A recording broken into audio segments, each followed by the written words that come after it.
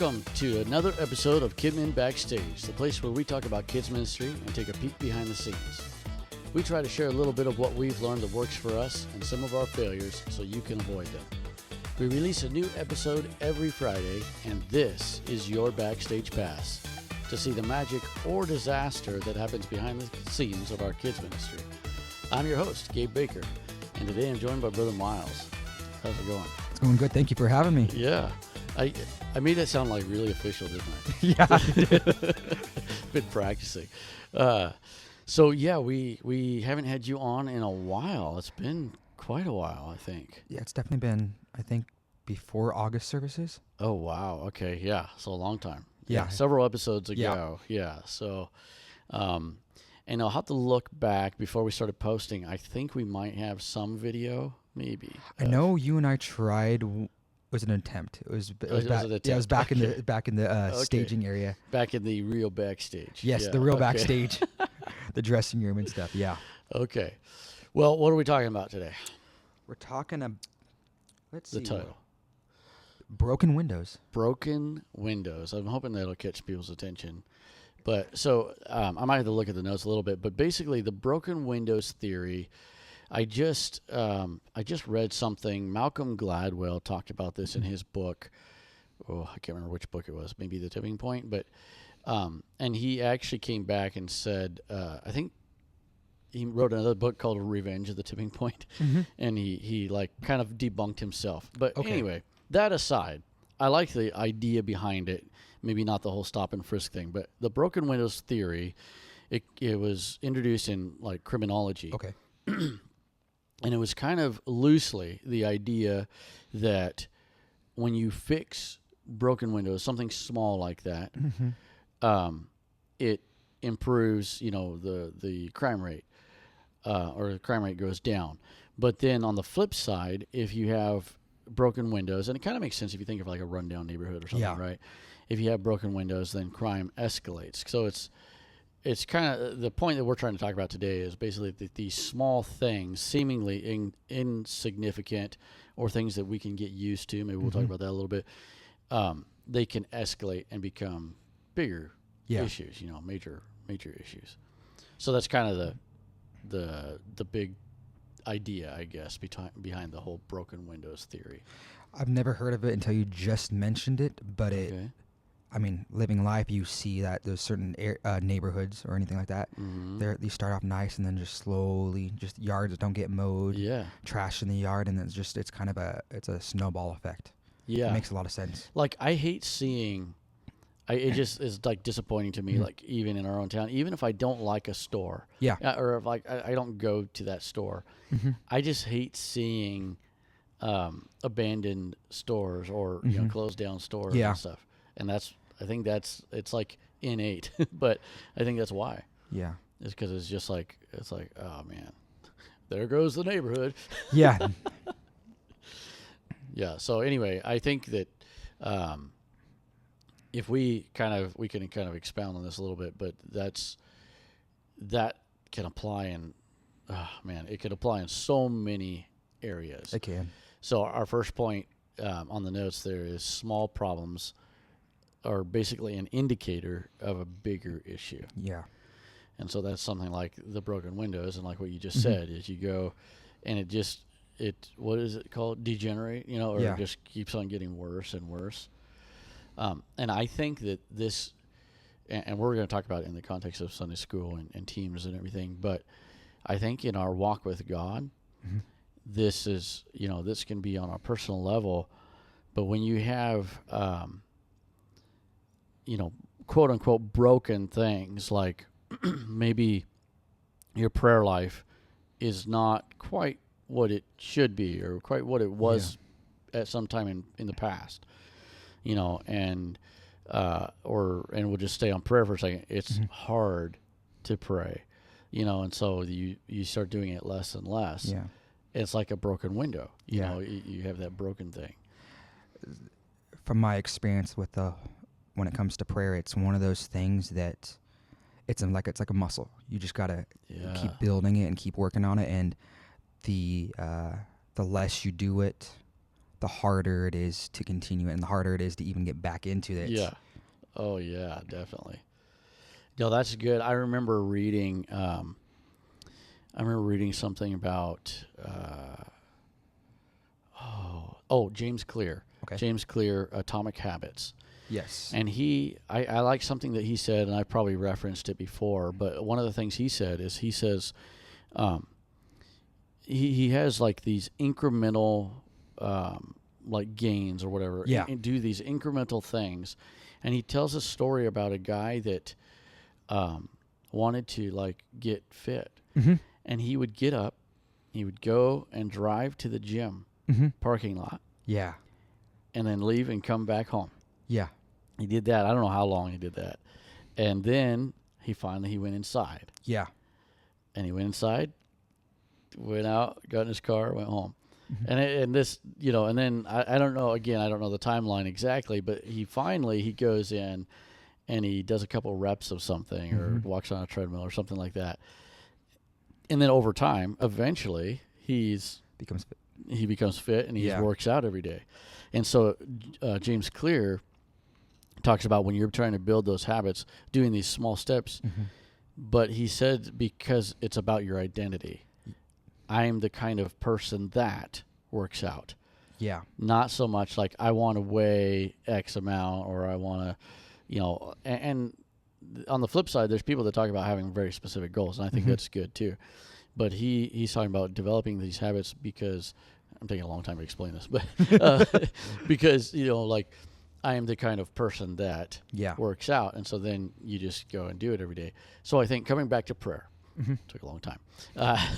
Coming back to prayer, I think just like you said, when you like working a muscle, is if you just do it. And you say, okay, I'm going to fix this broken window. I'm just going to force myself to do it. I don't feel like it. I don't do it because I feel like it. I don't even, sounds, Sammy would be like, sinner. But I don't want to. Yeah. I don't want to pray, but I'm going to make myself do it. Yeah. And then what happens is it fixes the broken window. Yeah, it fixes. It's that, I know this word everybody hates, but it's discipline. Oh, it's the discipline, but ultimately we know that if we discipline ourselves in this area, ultimately we're going to get the desired result of X, Y, Z. It's that snowball effect that just starts a little bit here, a little bit there.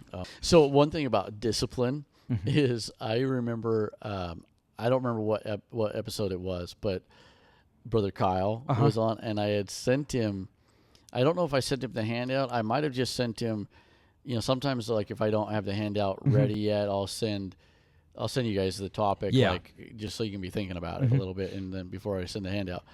Well, it was something about discipline, but I was talking like in this context that you just said, the word that everybody hates and being disciplined. Well, he totally misunderstood it, and Brother Kyle's great about preparing, and so he like prepared for the podcast, and it was all about like disciplining Sunday school kids. Oh boy. He was all geared. He was like, "Oh, I totally misunderstood this." Yeah. So yeah, we got to discipline ourselves, but it was pretty funny. He was talking about something totally different. But yeah, I think one of the things I was going to mention on a more of a, we were kind of talking about macro level, maybe like our prayer life and our walk with God and fixing that broken window. But I have mentioned a lot, like to the youth, I'll mention this, is I'll say on a more minor level of like, okay, when you are going to go pray, especially in it's usually in the context of we're about to have a youth service or something like that. Yeah. And so when you are going to go pray and you make yourself do it. Let me back up. When I was a little kid, we used to have prayer meeting on Tuesday night. And when I was a little kid, I hated it. I didn't like prayer meeting. I remember that. And so I would go, and I'd be bored. I had to kneel down and put my, my forehead on my arm and be there. But I guess I got old enough to realize that I'm here anyway, and I know I'm supposed to pray. Yeah. I'm here anyway. I'm bored. I might as well try praying a little bit. Well, then pretty soon I got to where I would pray and even look forward to Tuesday nights. Yeah. So that was my backing up a little bit. Now, fast forward again to what I say about, or to the youth sometimes, is, and this is maybe a little bit of a exaggeration or over the top, but what I have said is a lot of times we start praying, we don't feel like praying. No. And we're watching the clock and like, okay, have we put in enough time yet? And we're going, we're praying.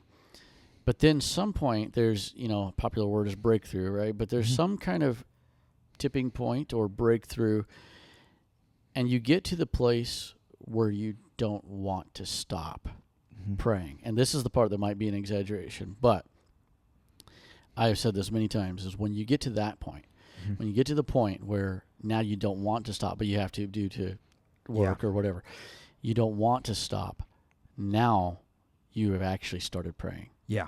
That's when you're actually touching the hem of his garment. Yeah.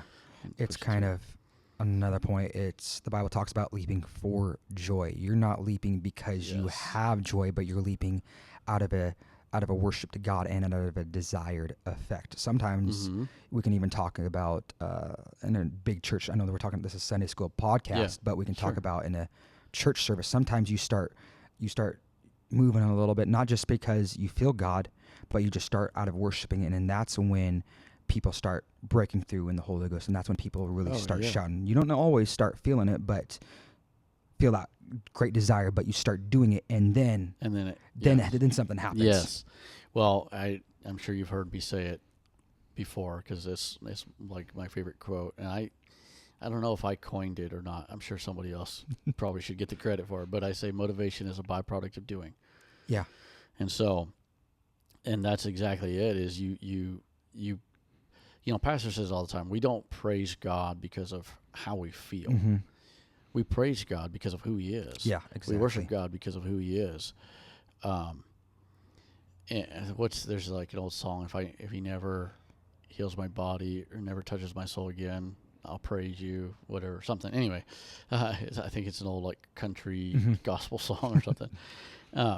So we praise God because of who he is. Yeah. And it doesn't matter if we feel like, if we did stuff only when we feel like it, if I only went to work when I felt like man.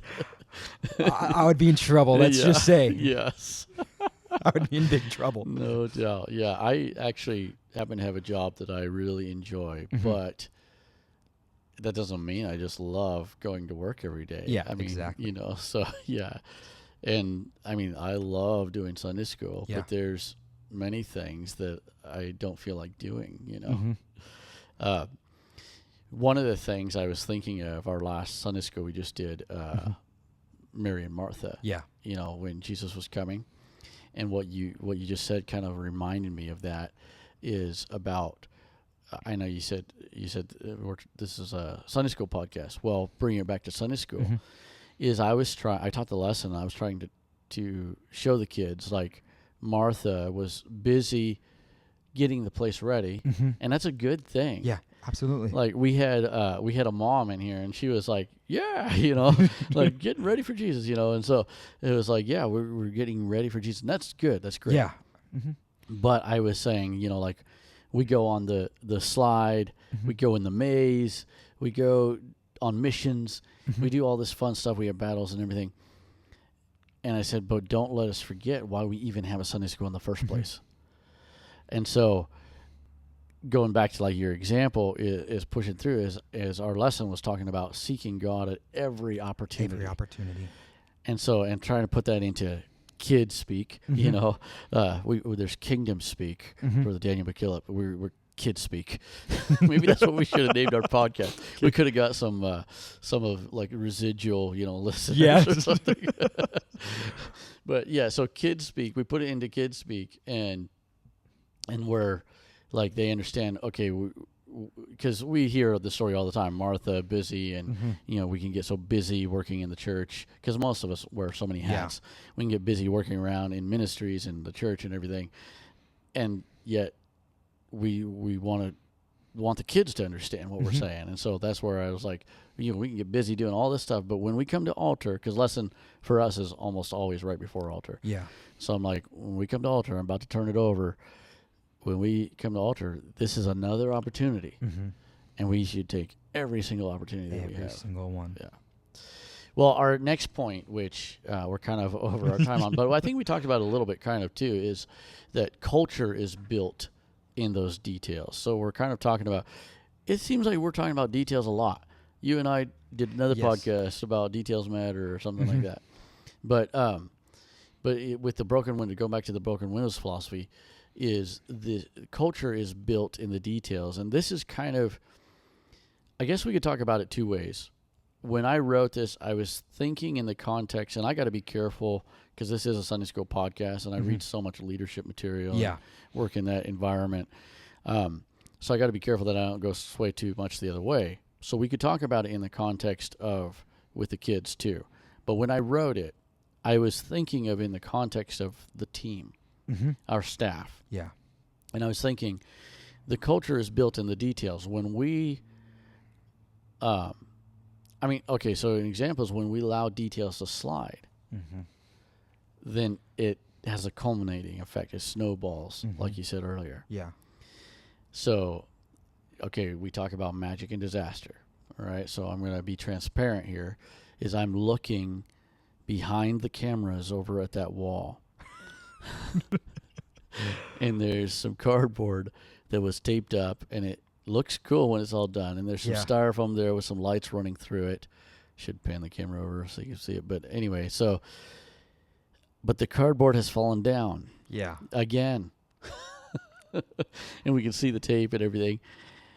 And here's the thing. I didn't fix it this morning. It was like that. And I didn't fix it. And then here's another thing is we leave the playground up for school. So it gets a massive amount of use. Yeah. I mean, every single day the school kids are tearing through there. And I mean, that's great and that's fine. Yeah. But the thing is like when we use it for Sunday school, we have a staff person up there. And then we have staff at each of the slides and clapping wall and so on. But we have a staff person in the maze.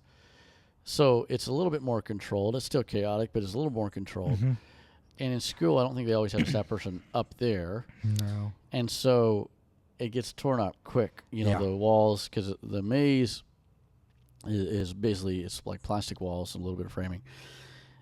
Well, it is a pain to go up there like on a Sunday morning in your suit and go fix it. And so we have let that slide. And today, I think Brennan went up there and pulled a piece out, like a 2-foot wall out because it was like dangling. And because I came around, I was cleaning up today, and I saw like, there's a little piece of wall right here. Yeah, it looked like that one entrance going up the stairs. It looked like it was just kind of got bowled through. Yeah. It's like a bowl in a china shop there. Yeah. Well, and so this leads us to our next point, and we can touch on some of that culture stuff still, but I do want to go to our next point. And so I guess here would be transparent is we're trying to use a timer that's behind the cameras, and we don't have a producer here or anything, and so we are way behind on our timer that just rolls automatically. Yeah. And so that's why I gotta mention point 3 even though we're not done with point 2. before we lose the timer.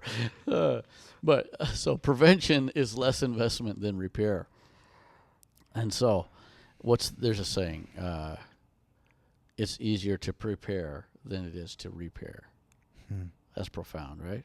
Yeah.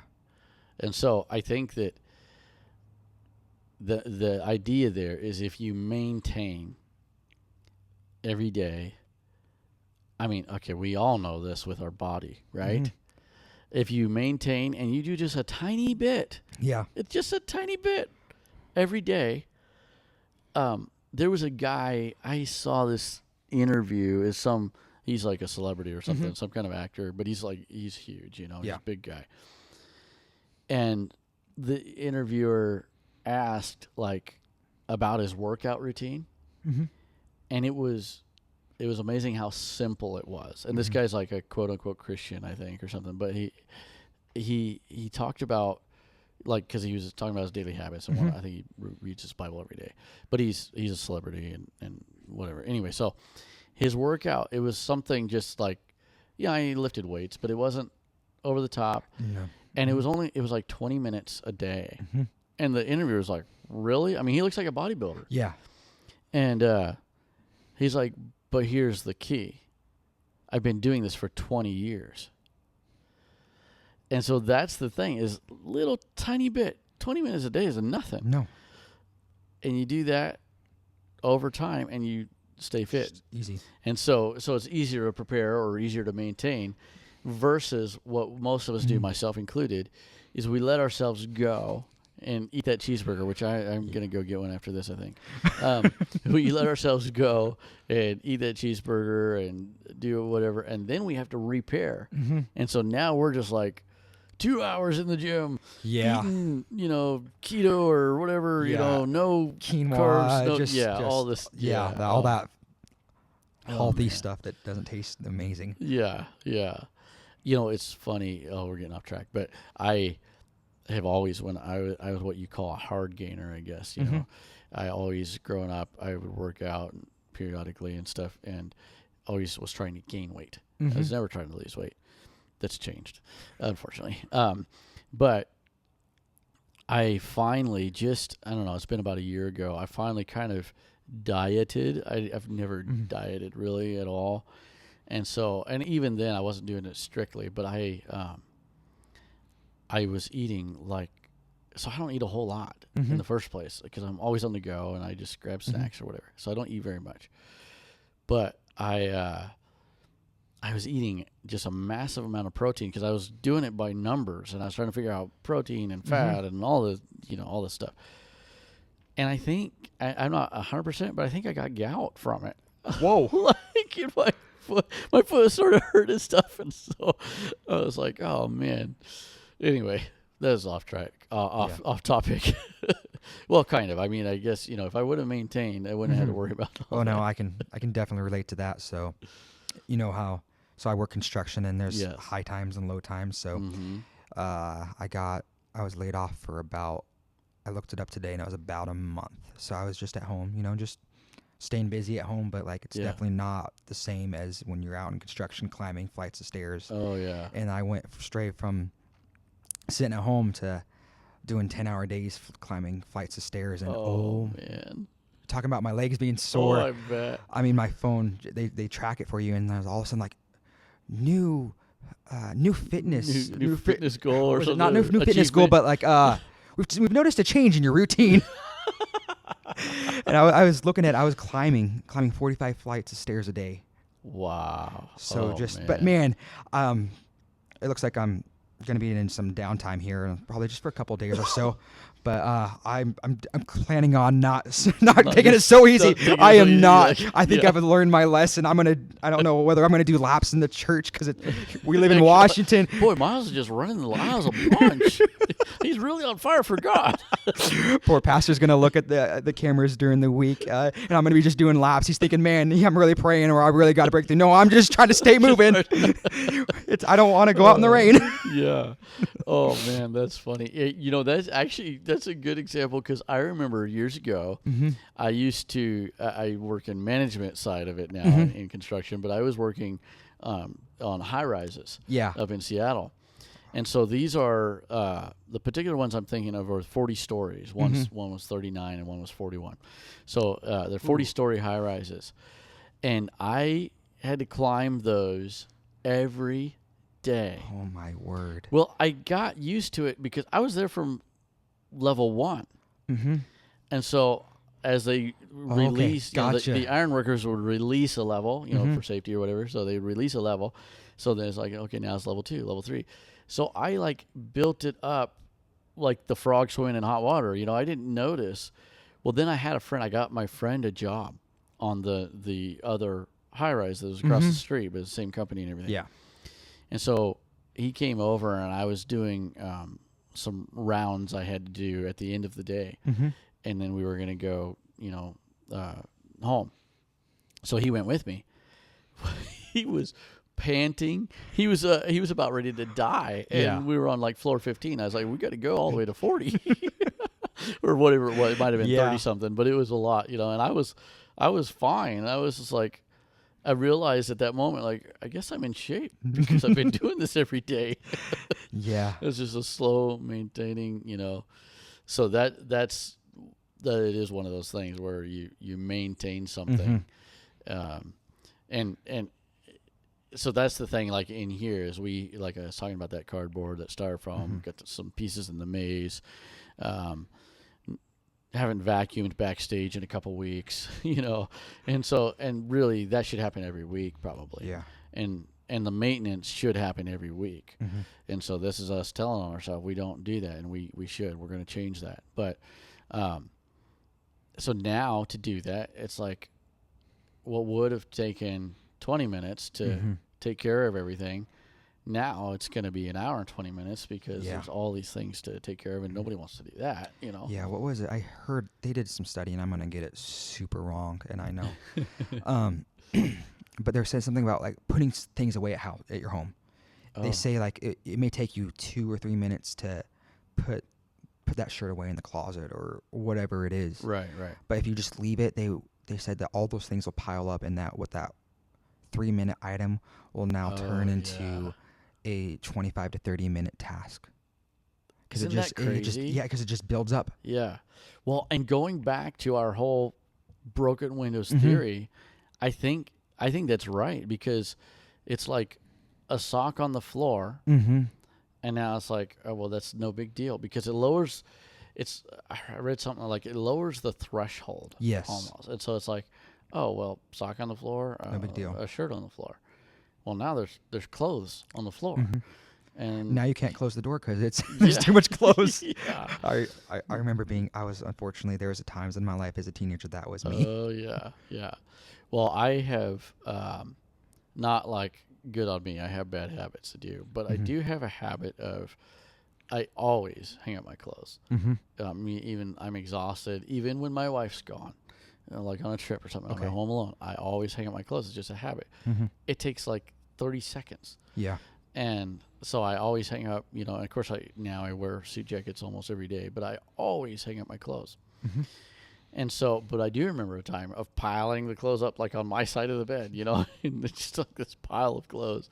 And it's like, are those dirty or clean? I think some of them are clean.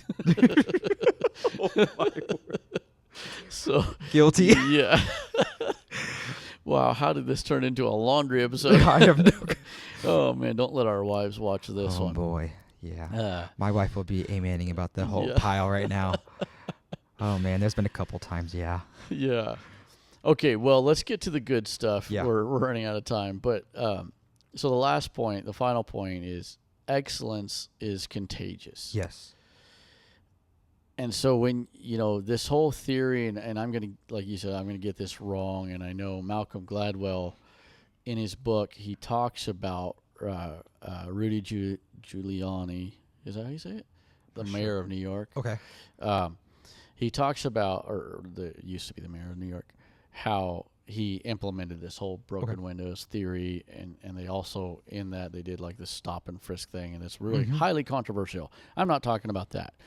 But this broken windows theory, they credited it with the crime going down. The crime went down significantly, and the idea was all these little details, and they literally did fix broken windows, I think. But all these little details, and a lot of it was, again, hammering on criminals, like tiny little behaviors and just being on them. So I'm not really necessarily talking about that. There's the discipline from earlier, with Kyle. Like, you kids, you better straighten up. But anyway, so coming all the way back with the excellence is contagious. If we are excellent in every way, and just imagine, and I'm sure there's some listeners out there that are like this. It's not us, unfortunately. It's not us. But imagine that every little detail, the cord is out of place, and we fix it right now. Yeah. The maze, there's a little hole in it. We fix it right now. We replace it. We repair it right now. The platform I'm looking over here, kind of behind you, it looks like it could use a little bit of touch up on the paint. Yeah.